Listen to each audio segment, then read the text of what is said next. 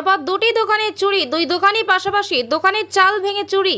ঘটনায় চাঞ্চল্য মালদার মানিকচকের এনায়েতপুর বাজারে পরপর দুটি দোকানে অ্যাডভেস্টারের চাল ভেঙে চুরি। দুটি অনলাইন সার্ভিসের দোকান। ঘটনায় চাঞ্চল্য এনায়েতপুরে।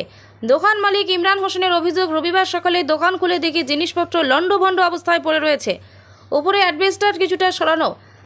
আমার দোকানের নোট ও খুচরো মিলিয়ে প্রায় নগদ 60,000 টাকা, দুটি ল্যাপটপ ও প্রিন্টার চুরি হয়ে গেছে। ইতিমধ্যে পুলিশ দোকান দেখে গেছেন। থানায় লিখিত অভিযোগ জানাবো। পুলিশ প্রশাসনকে বলবো সঠিক তদন্তের মাধ্যমে দোষীদের চিহ্নিত করে আইনত শাস্তি দেওয়া হোক।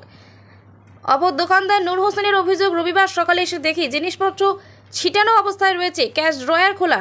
ড্রয়ার খুলতেই আমি হতবাক। আমার দোকানের অ্যাডভেস্টার ভেঙে নগদ প্রায় 50,000 টাকা চুরি করে সম্প্রদায় দুষ্কৃতী। থানায় লিখিত অভিযোগ দায়ের করব।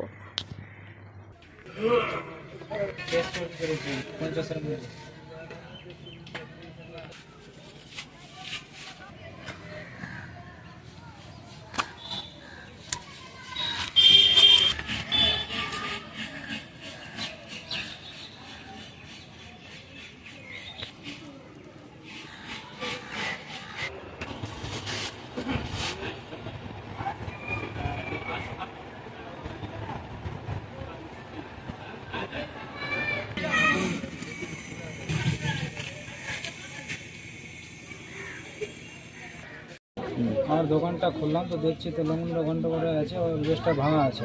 তারপরে জানালাম সবাইকে, তারপর দেখাশোনা হলো। তারপর দেখলাম ভিতর ঢুকে ক্যাশ ড্রয়ার খোলা আছে। তারপরে দেখলাম 50,000 টাকা ছিল, ওটা সবে একটাও নাই।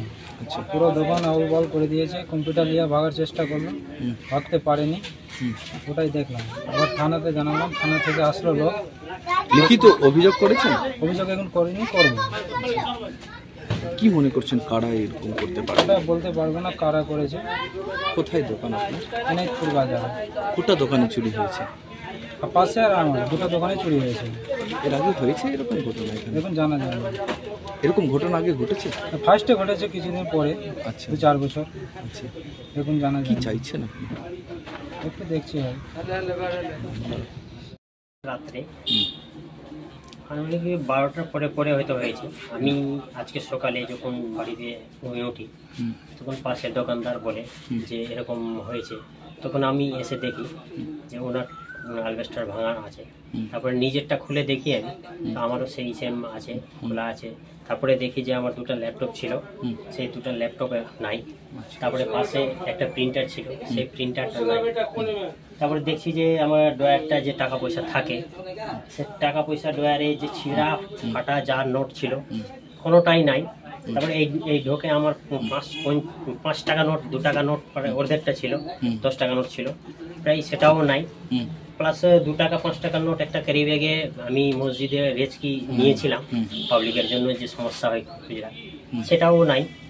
আনুমানিক আমার অ্যামাউন্ট প্রায় 60,000 টাকার মতো, সেটাও নাই। মানে নগদ 60,000 টাকা? নগদ 60,000 টাকার মতো। আর ল্যাপটপ প্রায় আমার আনুমানিক যদি হয়তো 2 থেকে 2.5 লাখ টাকার মতো আমার জিনিসপত্র নিয়ে পাঠিয়েছে। কারা করেছে সেটা তো এখন না জানা পর্যন্ত আনুমানিক আমরা বলতে পারছি না। সেটার জন্য পুলিশ তদন্তে নেমেছে, এবার পুলিশ দেখে গেছে। অভিযোগ করেনি এখন পর্যন্ত, এখন গিয়ে করবো আমরা। কোথায় আপনার দোকানটা? আমার দোকান এনায়েতপুর বাজারে। পাশাপাশি দুটো দোকানেই জড়ি। এবং এরকম ঘটনা আগে কখনো হয়নি।